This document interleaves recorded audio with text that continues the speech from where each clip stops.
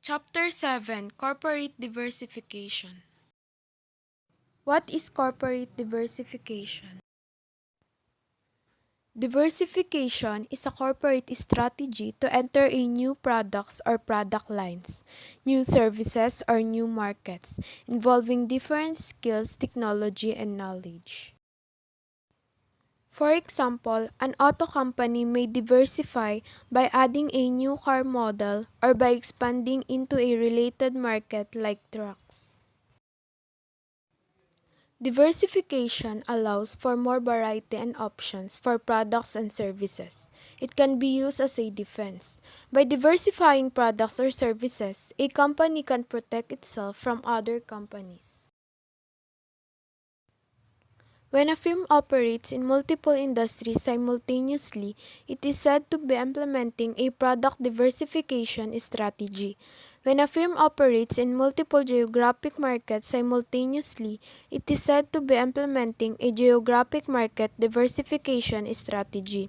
When a firm implements both types of diversification simultaneously, it is said to be implementing a product market diversification strategy. Types of corporate diversification. Firms vary in the extent to which they have diversified the mix of businesses they pursue. Perhaps the simplest way of characterizing differences in the level of corporate diversification focuses on the relatedness of the business pursued by a firm. First type of corporate diversification: limited corporate diversification. A firm has implemented a strategy of limited corporate diversification when all or most of its business activities fall within a single industry and geographic market.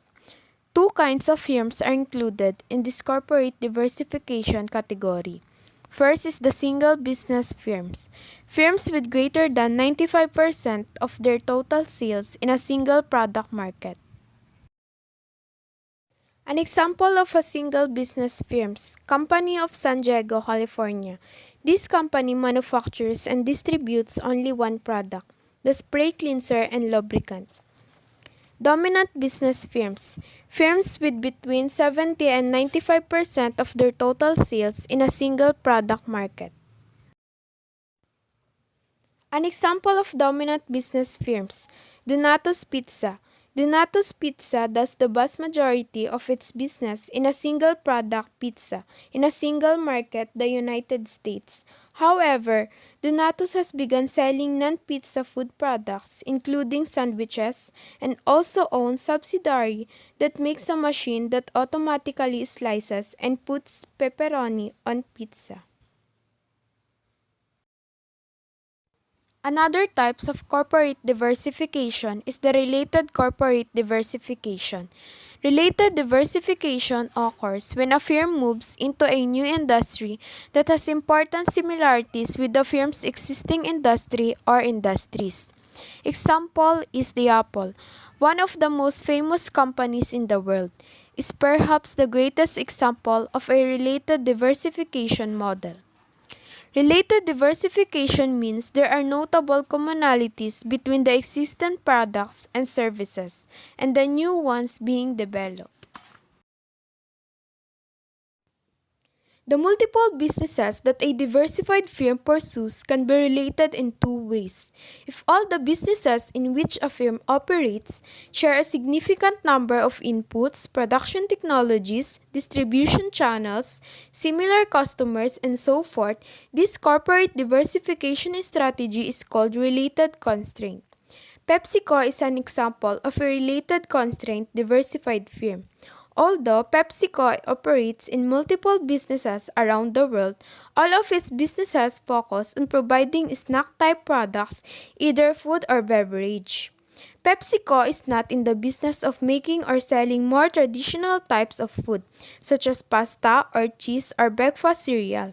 Moreover, PepsiCo attempts to use a single firm-wide capability to gain competitive advantage in each of its businesses. If the different businesses that a single firm pursues are linked on only a couple of dimensions, or if different sets of businesses are linked along very different dimensions, the corporate diversification strategy is called related link. An example of a related link diversified firm is Disney. Disney has evolved from a single business firm when it did nothing but produce animated motion pictures to a dominant business firm. Recently, it has become so diversified that it has taken on the attributes of related link diversification. Walt Disney Company has been able to successfully use related diversification as a corporate level strategy through which it creates economies of scope by sharing some activities and by transferring core competencies.